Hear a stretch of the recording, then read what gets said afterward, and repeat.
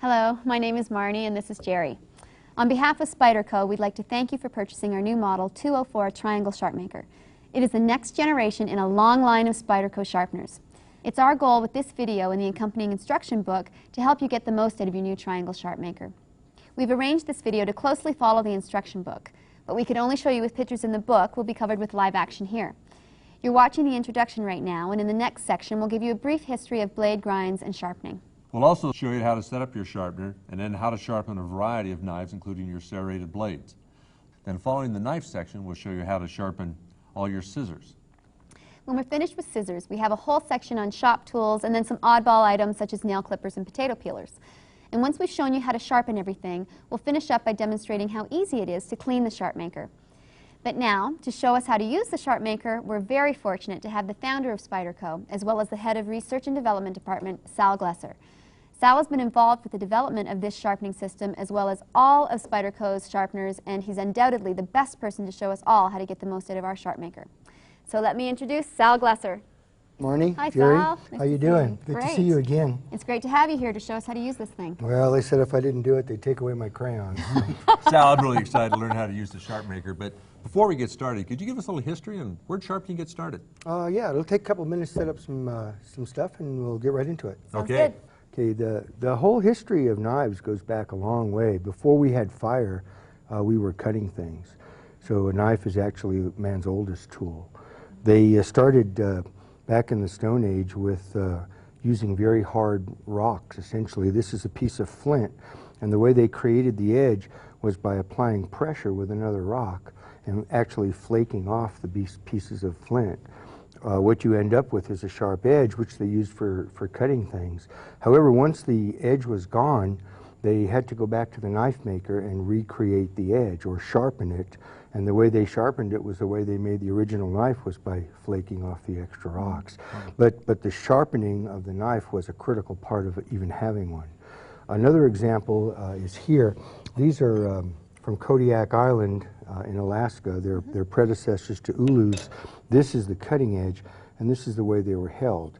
And they used them for skinning animals or scraping or cutting food. However, again, once the edge was gone, they needed a sharpening stone, and it's funny that these three pieces were all dug up together out of an old dig. And this, rather than flaking it, what they did is they used the harder stone to actually remove part of the slate, and so they created their edge this way. And the edge could be created up to a certain point, but the angle, which was very difficult to maintain, took a fair amount of skill. And even in modern days, we use natural stones. This is an Arkansas stone. It's a piece of novaculite, and it's quite hard. It's harder than any metal, and so they can use it to remove metal. But again, you still had to maintain your angle. So if you were sharpening this way, if you changed your angle even a little bit, it changed the edge, which made it even more difficult to try to maintain a consistent angle. So consistency became the goal. And about 150 years ago, people discovered that the inside of a crock pot, if you set your knife in there this way, you can see that the curve of the pot actually creates a consistent angle. And by running your knife on the inside of the pot, you could actually sharpen the edge consistently, because the crock was harder than the steel, and you could actually create an edge. Now, this concept went a little bit further. A man named Louis Graves created a piece of porcelain, very much like this, only more modern, and the V shape is designed to maintain consistent angle control. And the way that's done is, if you were sharpening this way, let's turn that stone up a little bit, and now we keep the blade straight up and down.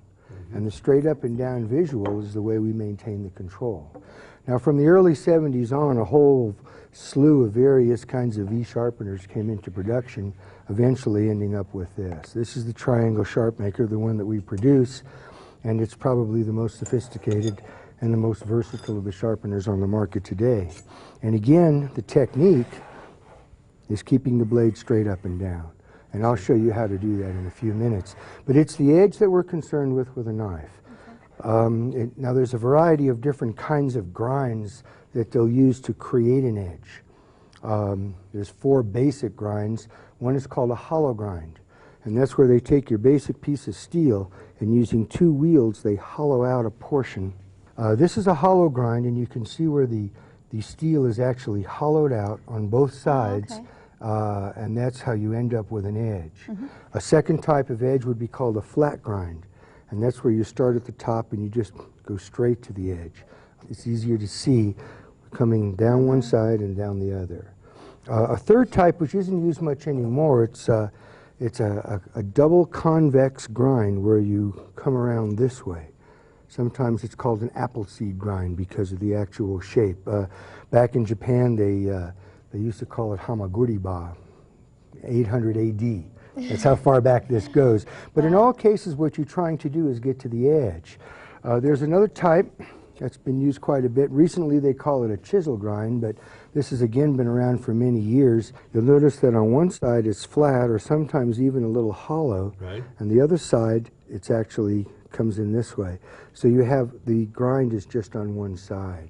So what's the point of having different grinds? They're just different ways of getting to the edge. In the case of a chopping tool, that's where you would want that apple seed grind, like on a hatchet. You'll find most hatchets are done that way so you can have a lot of meat behind the cutting edge so it doesn't break down. Okay. The hollow grind and the flat grind are the most common used today. They're just two different solutions to the same problem, almost like Fords and Chevys. They have 2 different advantages. And the advantage of a chisel grind or a kataba grind is that when you're cutting food, this part gets right up to the part you're cutting, and this part throws the food off to the side. Oh, okay. So, but in all cases, what we're trying to do is create a very sharp edge. And what I'm going to do next is show you how to use this tool on a knife to create a sharp edge. I think most of us think a knife is just a knife. I know, it's amazing. Yeah, it is until it goes dull, and then you throw it away and go get another one, right? With this tool, you can actually make the knife sharper than it was when it was new. Is that right? And it's quite simple to do because of the angle control that started back here with the crock pot.